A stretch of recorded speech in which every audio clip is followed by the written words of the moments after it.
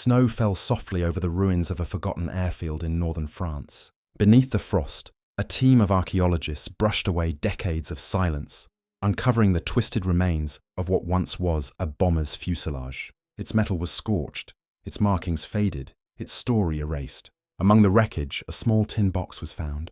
Inside, a stack of letters written in 1944, never delivered. Each page told of men who believed they were fighting for the last dawn of freedom. Their words, trapped in ice and iron, now whisper back to us, asking what their sacrifice truly meant. Chapter 1. Before the Storm. Before the first bombs fell, Europe breathed in uneasy rhythm. The 1930s were years of recovery and denial, of quiet optimism built on fragile ground. In Berlin, factories roared again, flags unfurled across the streets, and speeches filled the air with promises of rebirth. To many, it felt like order returning after chaos. To others, it felt like something darker stirring beneath the surface. Across the Channel, London's mornings were grey and restless. Children carried gas masks to school during drills they didn't yet understand. Newspapers printed stories of rising tensions. But people went on with life. Cups of tea, trains on schedule, lights in the windows at dusk. They wanted to believe the world had already learned its lesson from the last war. It hadn't. In Paris, laughter still echoed in cafes, though the conversations grew quieter. In Warsaw, soldiers drilled beneath banners that spoke of pride and defiance. And in Rome, parades of uniformed youth marched beneath the Mediterranean sun, symbols of a new order that promised strength and demanded obedience. The world was rebuilding, but the bricks were laid on fault lines. By 1938, the map of Europe was shifting once more. Borders blurred under political pressure and fear. Leaders made speeches wrapped in national pride and hidden ambition. Hitler's voice carried through the radio, cold and commanding. Germany will rise again. People listened, some with hope, some with dread. The League of Nations debated, protested, then hesitated. And in that hesitation, opportunity bloomed for those willing to seize it. In small towns and villages, life continued. Farmers sowed their fields, mothers mended uniforms, and children played in the streets as if nothing could touch them. Yet every headline whispered of something coming. Annexation, appeasement, mobilization, words that hinted at the unthinkable. Still, most people clung to routine, as if the rhythm of daily life could hold back the tide of history. The warning signs were everywhere. The reoccupation of the Rhineland, the Anschluss of Austria, the night of broken glass that shattered more than just windows. Smoke rose from synagogues, and fear spread quietly through the hearts of those marked as different. For millions, the coming storm wasn't distant. It was already at their doorstep. In the skies above Europe, engineers worked feverishly. The new age of warfare was being born not in trenches, but in laboratories and hangars. Engines grew stronger, airframes faster, radios clearer. The next war would not crawl across the mud like the last one. It would burn across the skies. Diplomats travelled from capital to capital, trying to stitch peace together from thin promises. Chamberlain flew to Munich and returned waving a paper he believed would save the world. Peace for our time, he said, his words echoing through cheering crowds. But in the offices of generals and ministers, no one truly believed it. They could already hear the clock ticking. As 1939 approached, ordinary people sensed the change in the air. Shops began rationing certain goods. Armies quietly expanded their ranks. Ships loaded with fuel and ammunition slipped out under moonlight. And somewhere in the distance, a hum of engines grew louder. Europe held its breath. It's easy now to see how close they stood to the edge. But in those days, the edge was invisible. It looked like another morning train, another handshake, another promise from a leader who said what people wanted to hear. History, after all, rarely announces itself. It arrives softly, then all at once. In that uneasy calm before the storm, the men and women of Europe, soldiers, workers, parents, dreamers, carried on. They didn't know that the world they were building, the world they loved, was about to disappear. And when it did, it would leave behind ruins that would take generations to understand. Chapter 2. The Descent into War. In the early hours of September 1st, 1939, German bombers crossed the Polish border. Sirens wailed over Warsaw as dawn broke through smoke and confusion. The world woke to war once more, though few yet understood how total, how merciless it would become. Within hours, Britain and France declared their intentions to defend Poland, but the distance between words and action was vast. In Berlin, celebrations erupted. In London, the Prime Minister's voice trembled over the radio as he announced, "This country is at war with Germany." The quiet dread that had lingered for years finally had a name.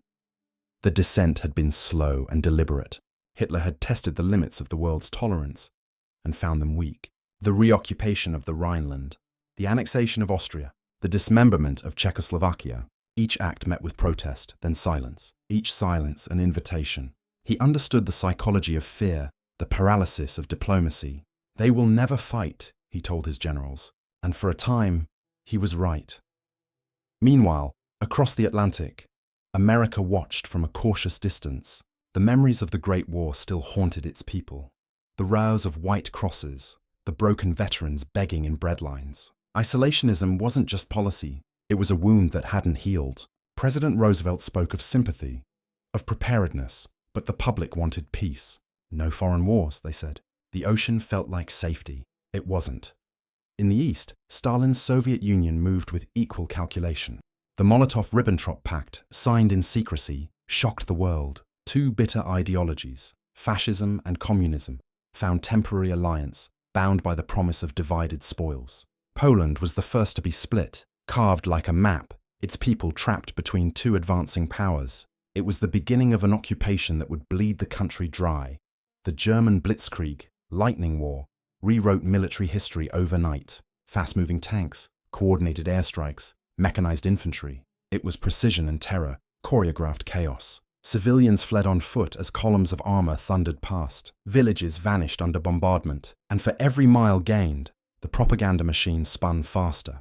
Radio broadcasts celebrating a new order rising from the ashes of the old world. In diaries and letters, fragments of conscience still flickered. One German officer wrote, "We are not liberators, we are executioners of an idea." A Polish schoolteacher described the first days of occupation. The sound of boots has replaced the church bells. Even the birds seem to fly lower. Ordinary people trapped in extraordinary cruelty. As winter approached, Europe was transformed. Norway fell. Denmark surrendered in hours. France, proud and unyielding, collapsed in weeks. The German army marched through Paris in triumph, while refugees crowded the roads in desperate silence. The Maginot Line, that symbol of French security, was bypassed entirely. Modern war had rendered old defences useless. In Britain, the mood shifted from disbelief to defiance. Churchill took office with the weight of an empire on his shoulders. His speeches cut through despair like steel through fog. "We shall fight on the beaches. We shall never surrender." They were words of survival more than strategy, but they kept a nation breathing through the dark months that followed. Children were evacuated from cities. Blackout curtains covered every window. The skies above London became the front line. Operation Sea Lion, Hitler's planned invasion of Britain, never came. The Luftwaffe tried to break the island first. The Battle of Britain was fought not in trenches, but in clouds. British pilots, some barely out of school, took to the air in Spitfires and Hurricanes, outnumbered but unbroken. "Never in the field of human conflict," Churchill said, "was so much owed by so many to so few." The words were true. The young men who fought that summer carried the hopes of a continent. By 1941, the war stretched like a shadow across the globe. North Africa burned under desert sun. The Balkans fell one by one. Then came Operation Barbarossa, the invasion of the Soviet Union. 3 million German soldiers crossed the border, believing victory would come in weeks. It became the largest military operation in history, and the bloodiest. Cities were leveled, entire populations starved or executed. The Eastern Front consumed everything: lives, resources, sanity. And in December, the illusion of isolation ended. Japanese planes attacked Pearl Harbor, pulling the United States into the conflict it had long hoped to avoid. Roosevelt's words echoed across the airwaves. A date which will live in infamy. America awoke, and the war became truly global. Factories shifted overnight from consumer goods to weapons. Young men enlisted by the millions. Across oceans and continents, humanity was now locked in total war. The ideologies that began as speeches and manifestos had turned into fire and ruin. Fascism, communism, democracy, each fighting not just for power, but for the right to define the future. Behind the battle lines, something even darker took shape. Concentration camps, ghettos, forced labor, mass extermination. The full scale of it was still hidden from the world, but the machinery of genocide was already in motion. By 1942, Europe was a continent of ruins and radio broadcasts. Hope flickered in coded messages, in underground newspapers, in whispers passed in occupied cities. Resistance movements grew from desperation. Men and women who refused to surrender their humanity. They carried pistols, or sometimes just courage. The tide of war had not yet turned, but the will to fight back was alive. The descent into war was complete. The world had chosen sides, and the line between good and evil had blurred beneath the smoke. What began with words now roared with artillery, and no one, anywhere, would remain untouched. Chapter 3: The Inferno of Stalingrad. By the summer of 1942, the German advance had reached the banks of the Volga. Stalingrad, a sprawling industrial city that bore Stalin's own name, became both symbol and obsession. For Hitler, it was pride. For Stalin, defiance. What began as a tactical objective soon turned into a test of will between two empires. It was here that the war's bloodiest chapter would be written.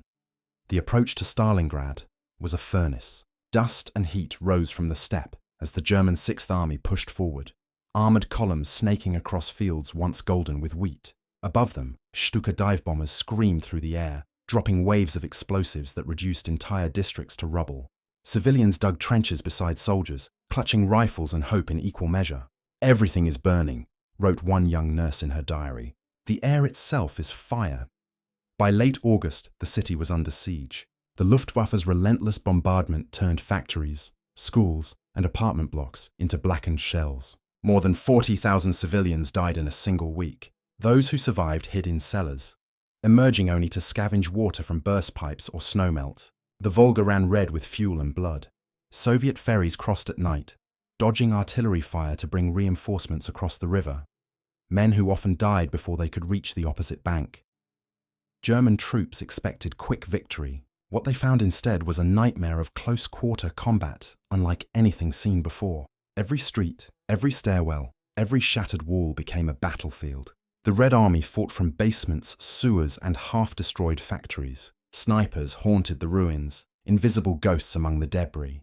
"The Germans control the ground they stand on," said one Soviet commander, "and nothing more." In the rubble of the tractor factory, Sergeant Vasily Zaitsev waited for movement through the broken glass. He had already killed dozens. To him, the city was a maze of angles and whispers. The crack of his rifle echoed like punctuation in the chaos. To the enemy, he was myth, proof that the city itself was alive and watching. As the autumn cold arrived, the streets filled with snow and corpses. Supplies ran thin. German soldiers wrapped themselves in curtains and sacks to ward off the cold. Soviet troops, half-starved, melted snow for water and fought over scraps of bread. Both sides began to freeze and starve within the same inferno they had created. Commanders still spoke of strategy, of positions and objectives, but for the men on the ground, survival was the only goal. At night, the city moaned. Collapsing walls, distant engines, the soft whistle of wind through broken glass. The dead froze where they fell, locked in gestures of fear or prayer. The Volga, half-frozen, carried bodies downstream.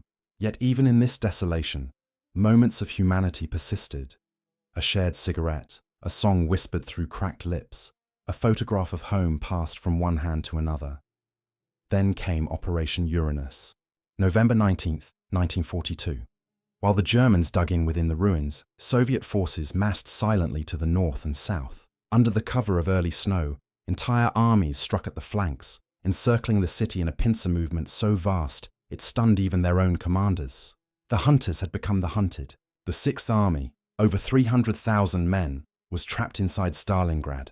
For weeks, Hitler refused to allow retreat. "Not one step backward," he ordered, echoing Stalin's own earlier decree. Luftwaffe transport planes attempted to supply the encircled troops, but the airfields were death traps. Ammunition dwindled. Horses were slaughtered for food. Frostbite spread like infection. General Paulus, once confident of victory, now commanded a city of ghosts.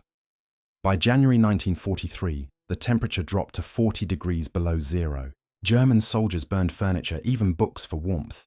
In the Soviet lines, The same misery ruled, but they had the advantage of belief that this frozen hell was the turning point of the war. Soviet loudspeakers broadcast surrender offers through the snow. Few listened. Pride held longer than flesh. On January 31st, Paulus surrendered what remained of the Sixth Army. When Soviet troops entered his headquarters, they found him sitting quietly, his uniform immaculate, his face hollow. Hitler had expected him to take his own life. Instead, he handed over his pistol without a word. Outside, tens of thousands of survivors, ragged, frostbitten, starving, stumbled into captivity. Only a fraction would ever return home. Stalingrad was no longer a city. It was a graveyard of steel and bone. Of the million soldiers who entered the battle, more than half would never leave. The victory cost the Soviets dearly, but it broke the myth of German invincibility. Across the world, headlines called it the beginning of the end. Yet for those who fought there, the word victory felt hollow. One survivor wrote, "We won nothing. We only stopped dying." In the frozen ruins, the silence after the final gunfire was haunting. Smoke drifted across the river. Somewhere beneath the rubble, the letters of the dead still waited. Words written to mothers, to wives, to children who would never read them. Stalingrad was no longer just a battle. It was the moment the world realized how much it could destroy and how much it would still have to endure. Chapter 4. Ashes and Echoes.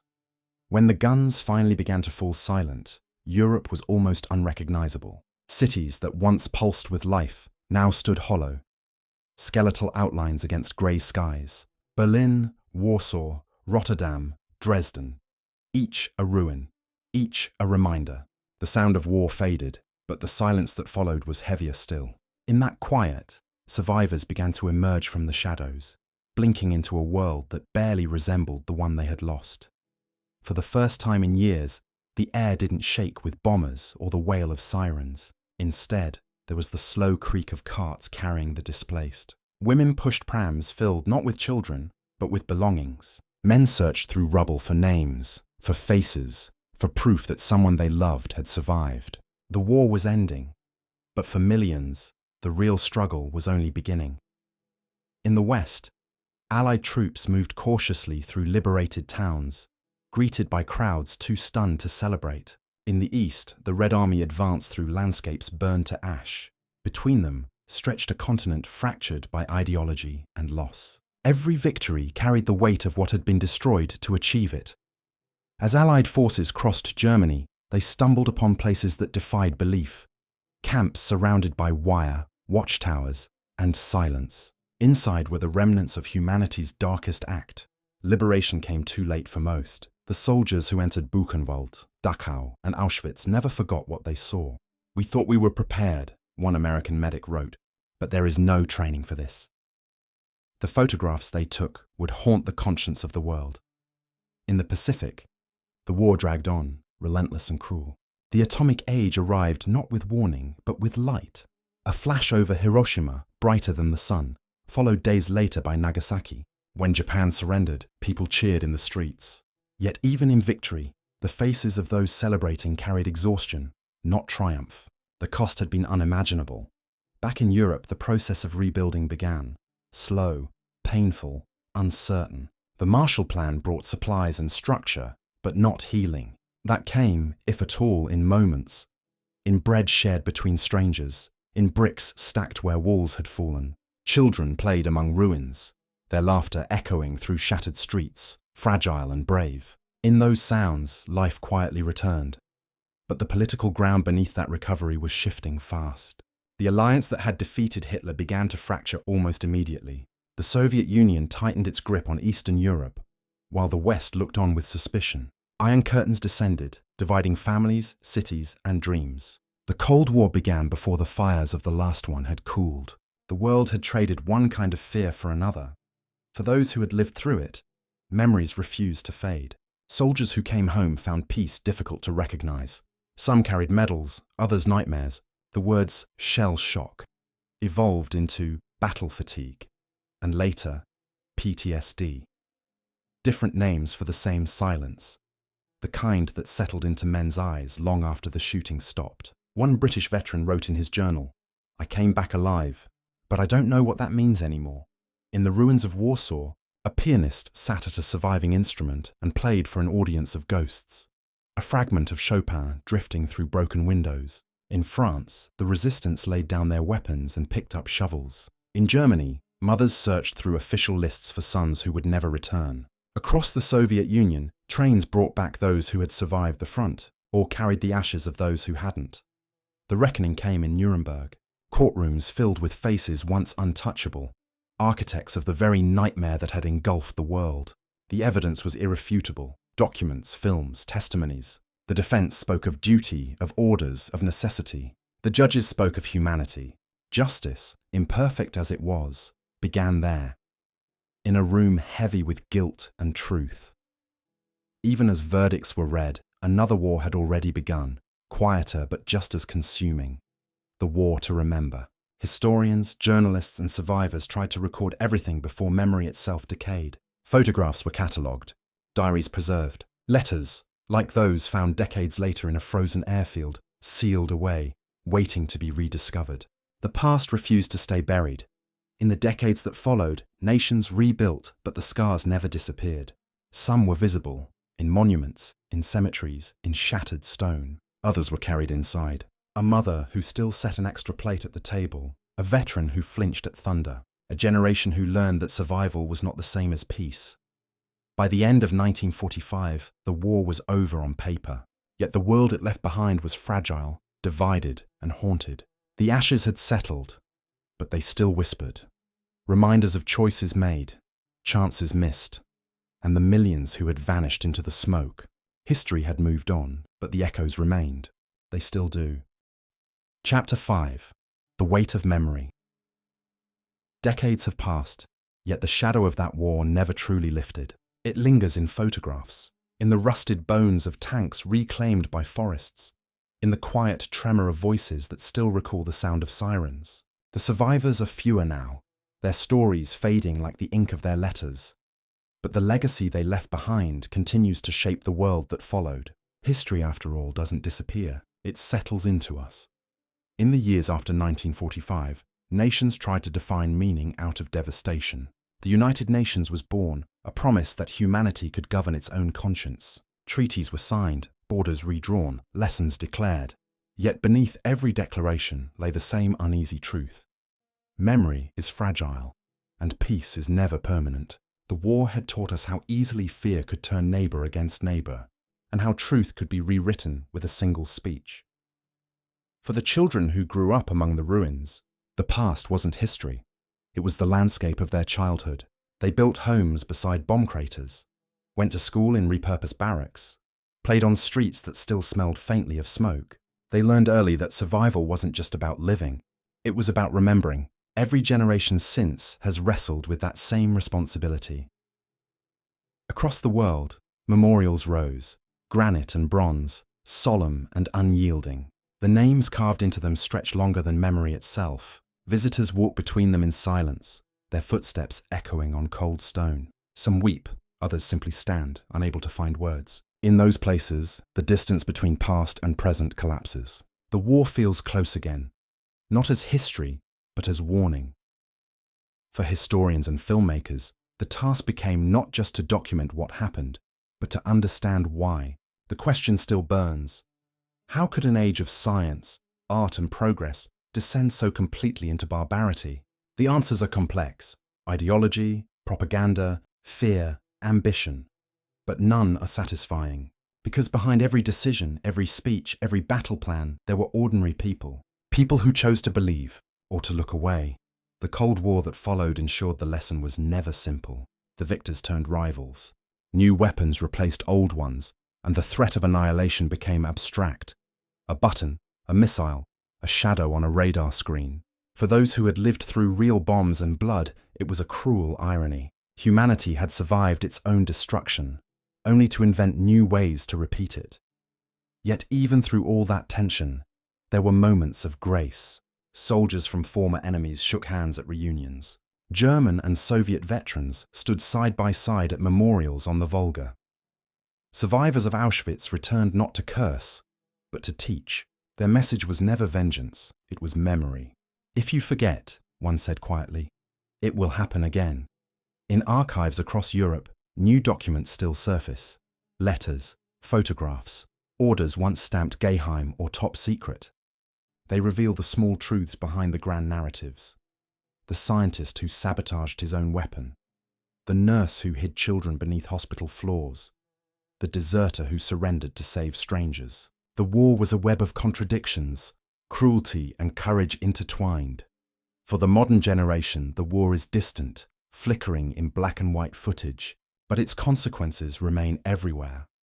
In the structure of our alliances, the boundaries of our nations, the moral vocabulary of our politics. The technologies born in those years, radar, rockets, nuclear power, still shape our world. The ghosts of that era linger not just in memory, but in the machines that define the present. And then there are the letters, like those unearthed from that frozen airfield in France, the words of men who knew they might never return, their handwriting uneven, their hopes simple. They wrote about the smell of home, the weight of the sky before battle, the promise that this would be the last war. They believed the world would learn. In some ways it did. In others, it hasn't. The weight of memory is not just about grief, it's about responsibility. To tell the story again, truthfully, without embellishment or forgetfulness. To look at the faces in those old photographs and recognize ourselves. Because the line between peace and chaos, between civilization and ruin, has never been as thick as we wish to believe. Every generation inherits this history, whether they ask for it or not, and every generation must decide what to do with it, to remember, to question, to guard against the same mistakes. The men who fought, the women who endured, the children who grew up too soon. They left behind more than victory or defeat. They left a warning, written not in ink, but in the scars of the earth. As the last veterans fade into history, their stories become ours to carry. The sound of the sirens may be gone, the smoke cleared, the battlefields quiet, but their echoes remain. And when the wind moves through the grass of those forgotten fields, it still seems to whisper their promise. Never again. Whether the world listens is up to us.